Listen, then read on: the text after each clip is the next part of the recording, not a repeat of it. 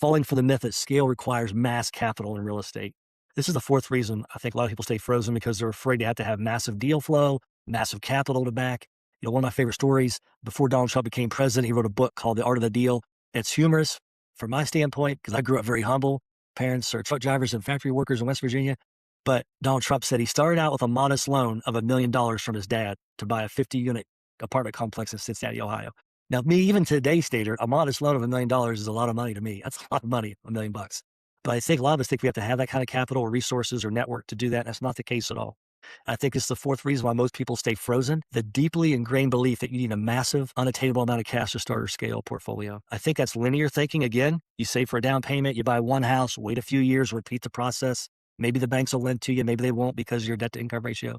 Because that process feels painfully slow to me and probably to most people. So they'll give up even before they start. They don't realize that scaling isn't about accumulation. It's about structure and leverage. And one of my favorite mentors says, other people's money, other people's time. And then really what I found, it came down to infrastructure that runs entirely without you. So linear growth, I think in real estate, a lot of people see it as 1 + 1 = 2. And that's slow, capital dependent growth. Where you have a 10x mindset, 2 × 5 = 10, which is really your systems, your structure, which you become dependent on your team. So this is a real quick example of this because people always ask me, hey, how do you do owner financing? How do you structure these things? How do you grow? How do you scale? So I had a deal recently. I call it my 2-house and a duplex deal. So I got 4 total doors, 2 properties, or 3 properties, sorry.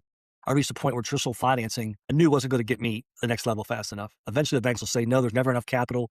So for me, instead of waiting for capital to catch up, I used a creative acquisition strategy to control 4 doors simultaneously without bringing any new capital to the table. By stepping into the existing mortgage, one loan on the 2 single-family homes and the duplex was one loan for the seller. I structured a monthly payment directly to the seller. I replaced raw cash with a creative deal design. I had no money out of pocket in the deal. And actually, out of that, you can look and you'll actually get the deposits back when you sign the paperwork. So you're actually getting paid to take this deal on. But it made sense. I took the loan that was already in place. I make a payment to the tired landlord who wanted to get out every month. And so from those units that are rented, day one, I use that money, deposit it in my account, and then I make a payment to the seller, and then he's able to make the mortgage payment, and then he pays it off. After the rents are collected with the net return of that deal, I had zero money out of pocket, $452 a month is what our performance is going to be on that. I get the depreciation, which is 3% each one of those properties every year. The government makes you take that depreciation. I get the equity buildup. I get the appreciation, and I get to control some great real estate properties, which in turn I can sell. I can refinance, pull the equity out and go buy more or pay those properties off. I have a lot of options. That's just one deal of many to work out even this month. So people don't invest because they're waiting for money to magically appear. Rather, they're learning high leverage skills in networking. That's what I learned. We're learning to connect. We're learning to use creative deal generation. That's how you can overcome that massive capital that you think you have to have. You can overcome that by having creative deal structure.